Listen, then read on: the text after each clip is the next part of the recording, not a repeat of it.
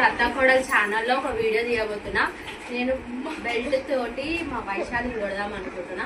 అది కూడా ఎందుకంటే మా కొడుకు సంతోషం కోసం. మా కొడుకు చాలా ఇట్లా నవ్వుతుండు, అందుకే చూద్దాం మా కొడుకు ఎట్లా రియాక్ట్ అవుతాడో.